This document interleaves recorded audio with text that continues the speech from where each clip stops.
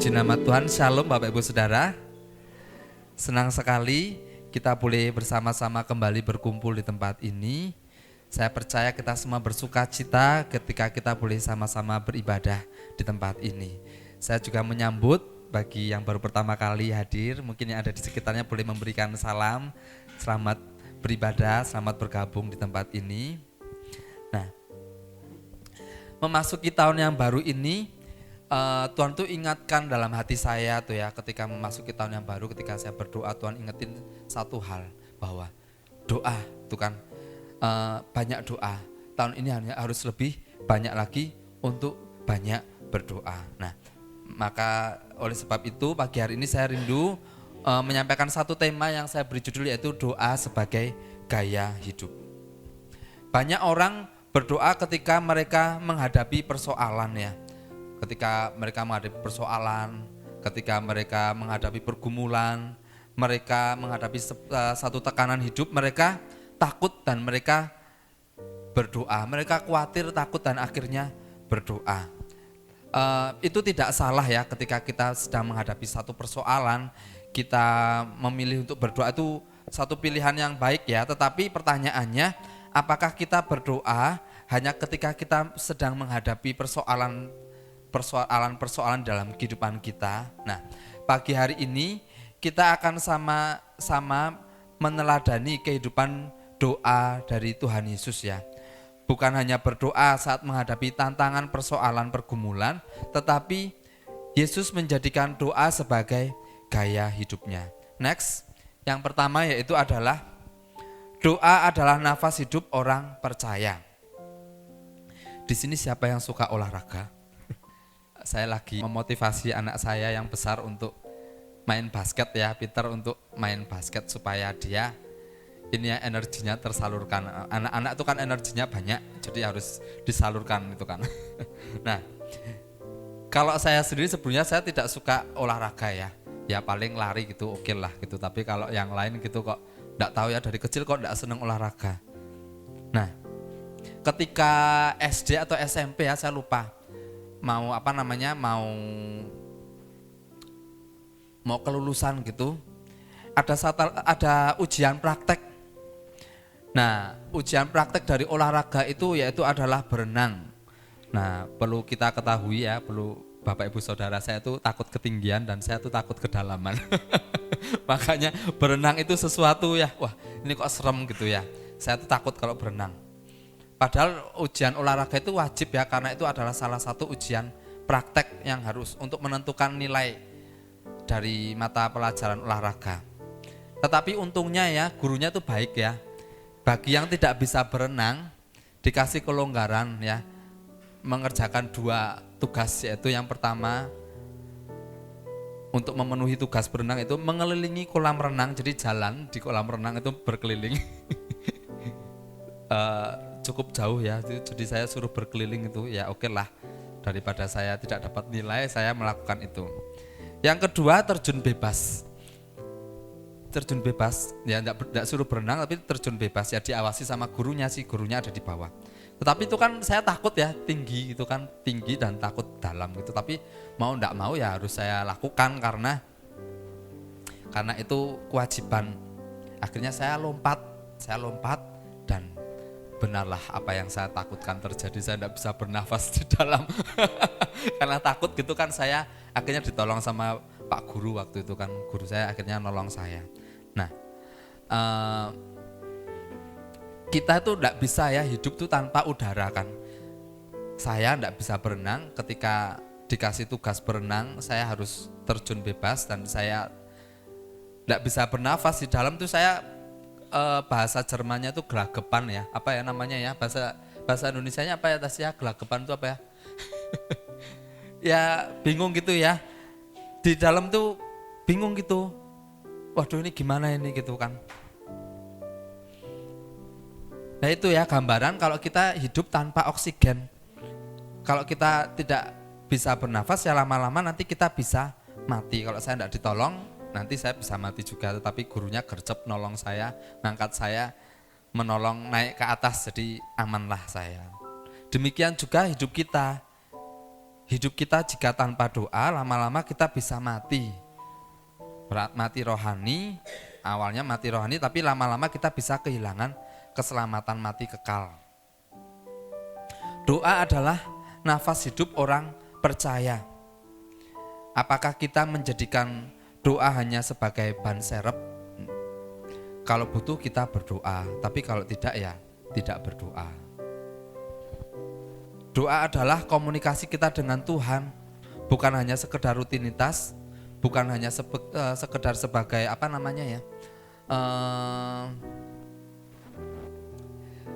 kewajiban, bukan hanya sekedar tuntutan, ayo berdoa gitu kan, rasanya kok serem sekali. Tetapi itu adalah satu hubungan. Berdoa adalah saat kita ini berkomunikasi dengan Tuhan. Kalau kita tidak berdoa ya lama-lama roh kita akan mati. Tuhan mau kita terus membangun hubungan dengan Tuhan agar roh kita ini menjadi kuat. Kalau kita makan aja sehari 3 kali ya, 3 kali. Sedangkan nafas lebih dari 3 kali ya. Sepanjang hari kita membutuhkan oksigen, sepanjang hari kita membutuhkan nafas untuk kita ini dapat hidup.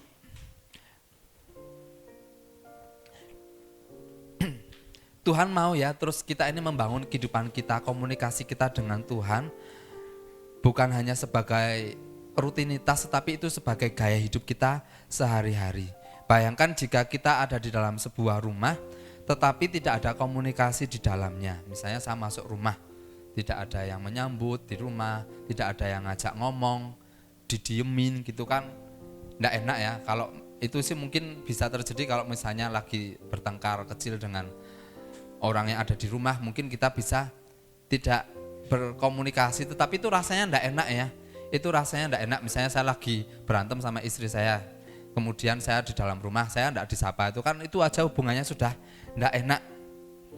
Nah apalagi kita dengan Tuhan ya, Tuhan enggak mau hubungan kita dengan Tuhan tuh dingin ya. Kalau hubungan kita dingin berarti ada sesuatu yang bermasalah. Kalau kita tidak pernah berdoa berarti ada sesuatu yang salah di dalam kehidupan kita. Apakah hati kita ini dingin?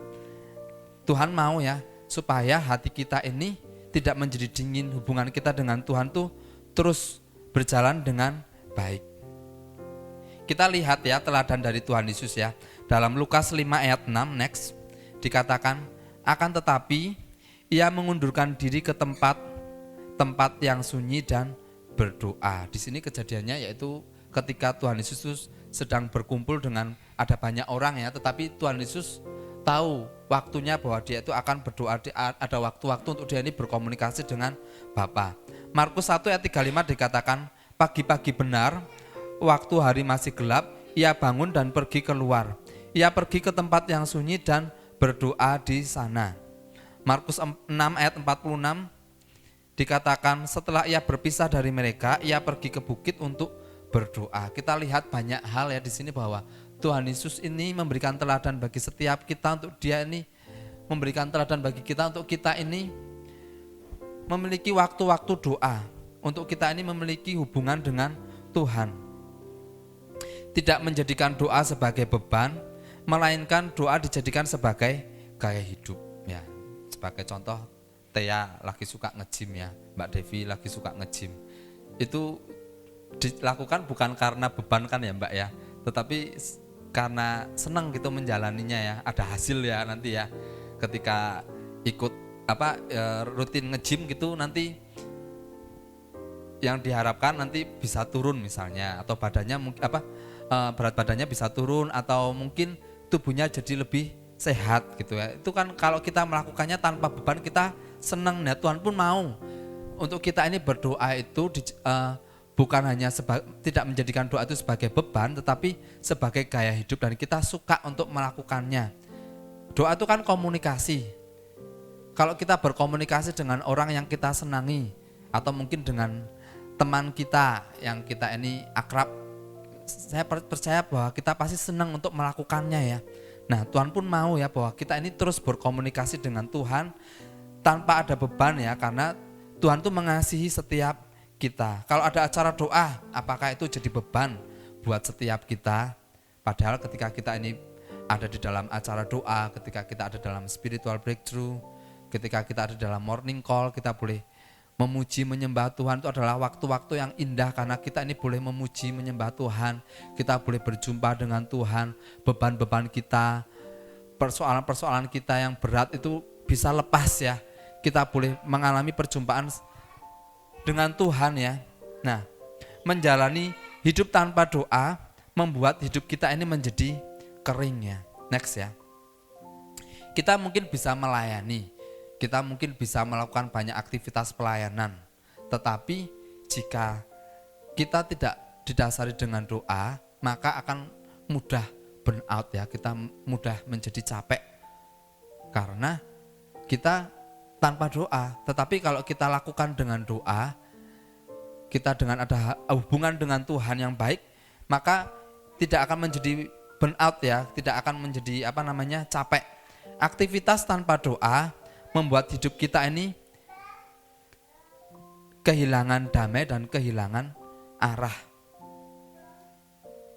Jangan sampai kelihatannya kita aktif baik di dalam pelayanan atau maupun dalam setiap kehidupan kita sehari-hari, tetapi tanpa kita membangun kehidupan doa, akibatnya yaitu jelas ya, kita akan capek, kita akan mudah kecewa, dan kita akan kehilangan arah.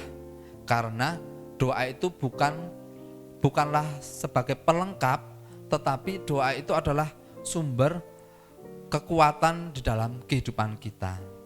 Doa pribadi jelas ya, dan juga doa secara bersama-sama, secara korporat. Besok Sabtu ya, besok Jumat ini kita ada MDPJ, Menara Doa Pelayan Jemaat, yang bersama-sama dengan yang ada di Wonosobo, kita melakukannya secara Zoom. Dan hari Sabtu juga ada doa di tempat ini ya, di ini studio nanti. Mari manfaatkan setiap momen-momen yang ada untuk kita ini boleh memuji menyembah Tuhan, untuk kita ini boleh berjumpa dengan Tuhan. Jangan lakukan itu dengan beban karena paksaan, tetapi karena kita tahu bahwa kita ini berjumpa dengan satu pribadi yang mengasihi kita, yaitu adalah Tuhan Yesus. Maka kita akan melakukan itu dengan tanpa beban ya, tetapi dengan sukacita. Matius 11 ayat 28 dikatakan, "Marilah kepadaku semua yang letih lesu dan berbeban berat, aku akan memberi kelegaan kepadamu." Jadi marilah kita datang kepada Tuhan, karena di dalam Tuhan kita akan mendapatkan kelegaan. Jadikan doa ini sebagai gaya hidup kita sehari-hari. Yang kedua, doa akan menyelaraskan kita pada kehendak Tuhan. Dalam Lukas 6 ayat 12-13 dikatakan, "Pada waktu itu pergilah Yesus ke bukit untuk berdoa, dan semalam-malaman ia berdoa kepada Allah. Ketika hari siang, ia memanggil murid-muridnya kepadanya, lalu memilih dari antara mereka 12 orang yang disebut rasul." Di sini kita lihat bahwa sebelum Tuhan Yesus itu memilih 12 murid, ia berdoa semalam-malaman. Kita bisa ambil teladan di sini bahwa mari kita ini di dalam mengambil keputusan, mari awali dengan doa. Dalam setiap keputusan yang akan kita ambil, setiap langkah kehidupan kita, momen-momen di dalam kehidupan kita, apakah kita ini berdoa terlebih dahulu, atau nanti kalau doa nanti kelamaan gitu ya, ini sudah mepet ini waktunya nih, kenapa kok harus doa, misalnya seperti itu ya. Ada banyak alasan ya ketika kita ini untuk berdoa ya, lama, nanti kalau misalnya Tuhan tidak setuju dengan keinginan saya gimana, tidak praktis kalau doa apa-apa sedikit-sedikit doa, masa mau ngambil keputusan aja kita harus doa tanpa melibatkan Tuhan.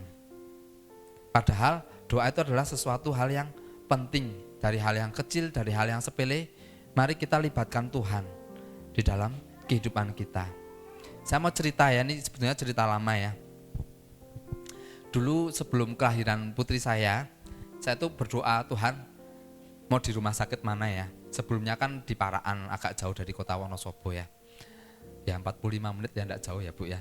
Kalau di Semarang itu masih satu kota ya Bu. Kalau Wonosobo itu sudah luar kota. Tetapi karena sudah waktu Peter kan lahirannya di Paraan, karena belum ada momongan lain gitu ya. Tetapi kalau ada waktu kala mau lahiran itu saya mikir, waduh sudah ada Peter nih, kok repot ya kalau bolak-baliknya terlalu jauh. Akhirnya saya doa gitu kan, saya doa di mana ya Tuhan, di mana ya Tuhan gitu. Sebetulnya di belakang rumah itu ada rumah sakit. Waktu itu mikir apa di sini aja ya, dekat gitu. Tetapi karena ada berbagai pertimbangan, kita mencoba nyari-nyari di tempat lain gitu. Dan saya doa, Tuhan, buat tunjukkan tempat di mana kami ini akan ini untuk lahiran Carla gitu. Tiba-tiba ada pelanggan dari istri saya tuh cerita, oh saya lahiran di sebuah rumah sakit ini, dan rumah sakit ini dijelaskan bla bla bla. Oh ternyata ada sesuai beberapa hal yang saya inginkan tuh ada di situ semua gitu. Dan akhirnya saya mulai ke rumah sakit yang diceritakan oleh pelanggan dari istri saya ini. Saya rasa bahwa Tuhan tuh membuka jalan ya. Ketika putri saya kedua lahir itu kan ada beberapa hal ya. Misalnya ada jantung bocor gitu, dan beberapa hal yang lain gitu ya, ada diagnosis Down syndrome juga gitu. Nah, puji Tuhan, Tuhan tuh menempatkan saya tuh di rumah sakit yang ini, yang dikasih tahu sama pelanggan istri saya, karena di sana dokternya tuh lebih lengkap. Padahal saya enggak tahu ya apa yang akan terjadi pada waktu kelahiran, kan saya enggak tahu. Waktu periksa kan dikatakan semuanya baik-baik saja, tetapi pada lahiran ada beberapa hal ya, waduh ini gimana ini Tuhan itu kan. Tetapi saya bersyukur karena di sana tuh sudah lengkap, ada dokter umum, ada dokter jantung, ada dokter yang dibutuhkan gitu. Sedangkan rumah sakit yang pertamanya saya tuh mau datangi di belakang rumah itu hanya ada dokter kandungan. Dokter anaknya tidak standby di situ, tidak ada dokter umum, dokter umumnya juga tidak standby, tidak ada dokter jantung. Jadi bayangkan kalau saya membawa istri saya lahiran di belakang situ, saya akan repot sekali pindah-pindah rumah sakit gitu kan. Tetapi ternyata Tuhan tuh nunjukin, oh ternyata Tuhan tuh menempatkan yang terbaik. Saya bersyukur ya, karena itu saya percaya bahwa itu adalah hasil dari ketika saya ini berdoa dan Tuhan tuh membuka jalan. Dalam segala keputusan yang akan kita ambil, mari kita libatkan Tuhan, karena Tuhan tuh tahu rancangan yang terbaik bagi setiap kita. Bukan hanya kehendak kita sendiri yang tercapai. Kita pinginnya semua serba cepat, kita pinginnya semua serba praktis, kita semuanya serba instan. Tetapi terkadang Tuhan membawa setiap kita melewati satu proses. Nah, ketika kita ini berdoa dengan Tuhan, maka Tuhan akan melembutkan hati kita dan kita ini mengerti kehendak Tuhan di dalam kehidupan kita. Markus 14 ayat 36. Ini adalah kejadian di mana Tuhan Yesus itu akan ditangkap dan dia akan disalibkan. Dikatakan bahwa, ya Aba, ya Bapa, tidak ada yang mustahil bagimu. Ambillah cawan ini daripadaku, tetapi janganlah apa yang aku kehendaki, melainkan apa yang engkau kehendaki. Di ayat ini kita bisa meneladani Yesus sehingga kehendak Tuhan yang terjadi di dalam kehidupannya. Rencana Tuhan yang terjadi, tujuan Bapa tergenapi melalui Yesus ya. Bagaimana dengan kita? Kadang kita pinginnya kehendak kita yang terjadi. Tuhan berkati aku, Tuhan saya pengennya cepat, Tuhan saya pengennya instan, Tuhan lindungi aku, Tuhan aku ingin kaya, aku ingin ini dan itu, banyak hal ya. Tetapi kadang Tuhan menjawab dengan hal yang berbeda. Ada rencana yang lain yang Tuhan siapkan bagi setiap kita. Kadang ketika kita lagi berdoa ya, doa itu kan waktu kita ini berkomunikasi dengan Tuhan ya. Tuhan tuh ingetin ya, ayo kamu belum mengampuni dia loh, misalnya seperti itu kan. Kemudian, jangan Tuhan, ya, kalau itu saya tidak bisa Tuhan, misalnya seperti itu ya. Kalau kita ini lagi kepahitan dengan seseorang, ketika kita dilukai oleh seseorang, kadang kita menghindar supaya kita tidak bertemu, supaya kita tidak kontak dengan dia, supaya meminimalisir untuk bertemu dengan dia. Jadi supaya kita bilangnya supaya hatiku tidak terluka kalau lihat dia, mungkin kita jengkel kalau lihat dia, saya tidak suka misalnya seperti itu ya, karena dia itu nyebelin. Tetapi di dalam doa seringkali Tuhan membawa kita agar kita itu mengikuti kehendaknya, untuk kita mengampuni, untuk kita melepaskan pengampunan. Bukan kehendak kita yang terjadi, tetapi kehendak Tuhan yang terjadi. Memang butuh waktu, tetapi ada arah menuju ke sana. Kehendak Tuhan yaitu adalah agar karakter Kristus itu semakin nampak di dalam kehidupan kita. Kita semakin serupa dengan gambarnya. Sedangkan kehendak kita berbeda ya. Karena kita manusia, mungkin seringkali kita ini egois. Kita pengennya sesuka kita. Kita pengennya tidak keluar dari zona nyaman. Nah, seringkali Tuhan tuh membawa kita untuk kita ini membongkar kenyamanan kita, membongkar manusia-manusia lama kita, membongkar keegoisan kita, agar karakter Kristus itu nampak di dalam kehidupan kita. Agar kita ini mampu menggenapi rencananya, agar kita menjadi agen-agennya Tuhan. Kita tahu bahwa tahun 2026 ini adalah tahun amanat agung. Tuhan mau menjadikan setiap kita ini saksi-saksinya Tuhan. Tetapi kalau kita tidak mau dibongkar kehidupan kita yang lama, bagaimana kita bisa menjadi saksinya Tuhan? Kalau kita tidak memiliki kehidupan doa, bagaimana kita bisa menjadi saksi-saksinya Tuhan? Makanya mari kita bangun kehidupan doa kita agar roh kita kuat dan kita ini mampu hidup sesuai dengan kehendak Tuhan, agar karakter Kristus nampak di dalam kehidupan kita dan kita boleh menjadi saksinya Tuhan. Yang ketiga, penghalang doa ya. Ada banyak hal yang menghalangi untuk kita ini berdoa. Yang jelas yang pertama yaitu adalah dosa ya. Yesaya 59 ayat yang kedua dikatakan, tetapi yang merupakan pemisah antara kamu dan Allahmu ialah segala kejahatanmu, dan yang membuat dia menyembunyikan diri terhadap kamu sehingga ia tidak mendengar ialah segala dosamu. Dosa membuat relasi hubungan kita dengan Tuhan itu terganggu. Bukan karena Tuhan yang jauh, tetapi hati kita yang menjauh. Padahal Tuhan pengennya terus kita ini dekat.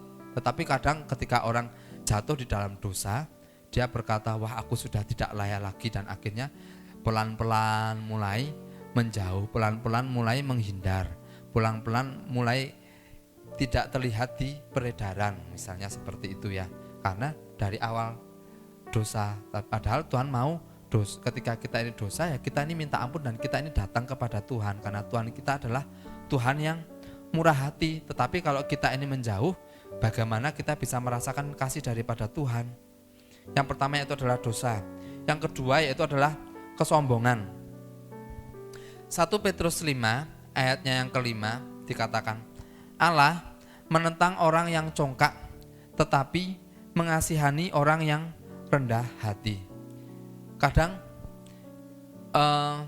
yang membuat kita ini tidak mau berdoa atau yang menghalangi kita berdoa itu adalah kesombongan yang ada di dalam diri kita. Kita merasa bahwa wah aku mampu, misalnya kan, kalau aku bisa ini pasti bisa ini Tuhan, ini pasti bisa. Padahal kita belum berdoa, padahal mungkin Tuhan tidak mau kita melewati jalan yang itu. Tetapi kita sudah sok pinter, oke Tuhan gitu ya. Jadi kita mendahului Tuhan, kita mengambil keputusan sendiri, padahal itu tidak membawa kebaikan bagi setiap kita. Kesombongan hanya akan membuat kerugian dalam kehidupan kita. Dan Tuhan tidak suka orang yang sombong ya. Tetapi Tuhan mau mencari orang-orang yang rendah hati. Biarlah kita ini selalu rendah hati di hadapan Tuhan. Kita mencari wajah Tuhan, kita mencari Tuhan, kita terus berdoa kepada Tuhan, kita terus berkomunikasi. Itu tanda bahwa kita ini butuh Tuhan, kita ini perlu Tuhan dalam kehidupan kita. Kalau kita dengar kabar ya, di tahun 2026 itu ya, kalau saya membaca kabar, berita di sosmed dan juga mendengarkan berita-berita konspirasi yang kita dengerin itu ya Mbak ya. Itu kan membuat hati itu kan gundah gulana ya. Banyak, waduh nanti kejadian-kejadian ke depan itu seperti apa gitu kan. Kadang kita takut, kadang kita ini khawatir ya. Nah kita ini perlu Tuhan, kita tidak bisa dengan kekuatan kita sendiri. Makanya kita terus berdoa kepada Tuhan, bangun hubungan dengan Tuhan. Karena Tuhan tuh tahu yang terbaik bagi setiap kita. Ketika kita dekat dengan Tuhan, maka kita akan mendapatkan jawaban-jawaban daripada Tuhan. Next, kepahitan. Markus 11 ayat 25, jika kamu berdiri untuk berdoa, ampunilah dahulu, ya dikatakan di sini ya. Intinya yaitu adalah hati yang mengampuni akan memulihkan hubungan kita dengan Tuhan. Kalau hati kita masih menyimpan kepahitan, maka kita kadang tidak bisa dengar suara Tuhan ya, karena yang kita pegang keinginan kita sendiri, kepahitan kita. Tidak mau Tuhan, saya tidak mau Tuhan, tidak mau. Kelihatannya kita kepahitan dengan satu orang, tetapi sebetulnya itu bisa menjalar ke berbagai macam hal, menghalangi untuk kita ini dengar-dengaran akan suara Tuhan. Makanya Tuhan mau supaya kita ini melepaskan pengampunan, kita terbebas daripada kepahitan. Next, yaitu adalah kesibukan dan distraksi dunia. Di sini dikatakan Lukas 8 ayat 14, ini perumpamaan ya. Yang jatuh dalam semak duri ialah orang yang telah mendengarkan firman itu dan dalam pertumbuhan selanjutnya mereka terhimpit oleh kekhawatiran dan kekayaan dan kenikmatan hidup sehingga mereka tidak menghasilkan buah yang matang. Yang menghalangi yaitu adalah kesibukan dan distraksi dunia ya, tawaran-tawaran dari dunia itu kekayaan, kenikmatan hidup atau yang lain-lain ya. Nah, Tuhan Yesus menjelaskan bahwa kekhawatiran hidup, kekayaan dan kesenangan itu bisa membuat firman Tuhan itu tidak bertumbuh di dalam kehidupan kita, menghalangi kita untuk kita ini dekat kepada Tuhan. Kesibukan dunia bisa membuat doa dan relasi kita dengan Tuhan itu melemah. Saya kasih contoh ya, yaitu tentang Marta dan Maria ya. Marta ini terlalu sibuk sampai kehilangan fokus hidupnya ya. Marta ini terlalu sibuk sampai dia itu kehilangan inti dari apa yang Tuhan mau. Yang Tuhan mau seperti Maria, supaya duduk dekat dengan Tuhan. Tetapi kadang kita lebih asik ya dengan kesibukan kita. Kita lebih asik dengan kegiatan kita, dengan pekerjaan kita. Ketika bangun tidur yang dilihat yaitu mungkin sosmed. Ketika kita bangun tidur, kita tidak fokus untuk berdoa, tetapi kadang kita mikir, wah apa aja yang harus kukerjakan ya sepanjang hari ini ya. Waduh, sepanjang hari ini kelihatannya kok padat sekali ini. Kalau saya tidak bangun pagi, kalau saya tidak cepat-cepat nanti ada banyak pekerjaan yang terlewat. Nah kadang kita ya sudahlah, nanti doanya nanti saja sambil jalan misalnya seperti itu. Padahal ketika sambil jalan kita kadang lupa untuk berdoa. Karena kita pinginnya cepat-cepat sampai di tempat kerjaan. Sibuk akhirnya kita ini lupa fokus kita kepada Tuhan. Sibuk akhirnya kita ini menjadi lupa hubungan kita dengan Tuhan. Lama-lama hati kita menjadi dingin dan kita sudah melewatkan beberapa hari untuk kita ini berdoa. Tuhan mau kita bangun kembali ya hubungan kita dengan Tuhan, agar hati kita ini tidak menjadi dingin, hubungan kita dengan Tuhan tidak menjadi hambar. Agar hati kita ini mulai hangat kembali ya. Tuhan mau supaya kita ini terus bangun kehidupan doa kita. Meskipun ada banyak kegiatan, meskipun ada banyak pekerjaan, awali terlebih dahulu dengan doa. Kita serahkan kehidupan kita ini kepada Tuhan ya, sepanjang hari ya. Saya ngerasain kalau kadang lupa berdoa ya, misalnya sibuk gitu, waduh nih kok sibuk sekali.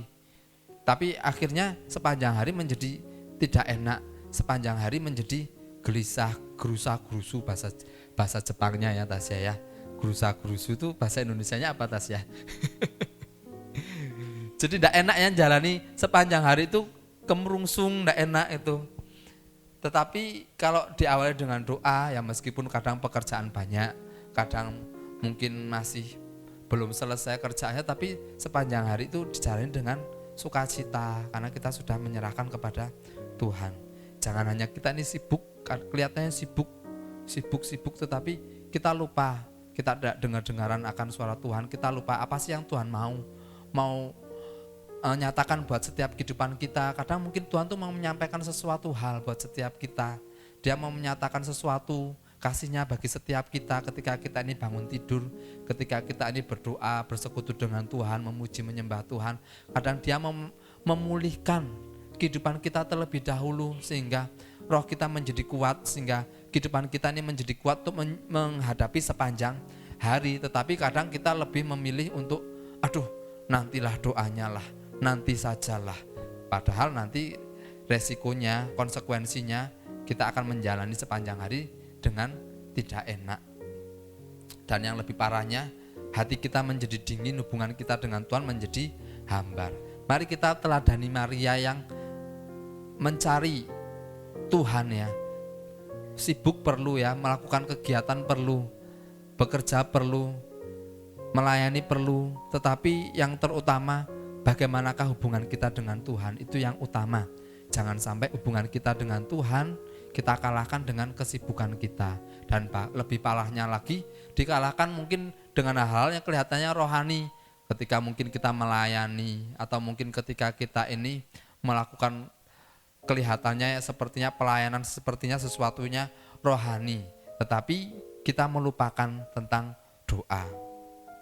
Jangan kita ini mengabaikan hal-hal yang sepele seperti itu. Dan biarlah roh kita ini semakin kuat ketika kita membangun roh kita, membangun kehidupan doa kita menjalani hari dengan sukacita. Dan ketika kita melayani pun, kita melayani dengan powerful ya Bapak Ibu Saudara ya. Di sini juga dikatakan distraksi dunia ya. Jangan mengasihi dunia secara berlebihan ya. 1 Yohanes 2 ayat 15 sampai 17 dikatakan bahwa kasih akan dunia ini bisa menjauhkan hati kita daripada Tuhan. Fokus kita berubah kepada hal-hal duniawi dan melemahkan kehidupan kita. Mari Bapak Ibu Saudara, di tahun 2026 ini, mari kita bangun kehidupan doa kita ini lebih dan lebih lagi, baik secara pribadi maupun secara korporat di tempat ini. Secara pribadi itu hal yang wajib, dan secara korporat juga itu penting ya, karena ketika roh kita lemah, mungkin ketika kita ada bersama-sama di dalam spiritual breakthrough, kita berdoa bersama-sama, roh kita ini akan dibangun kembali. Miliki waktu-waktu ya, supaya fokus kita ini tidak berubah.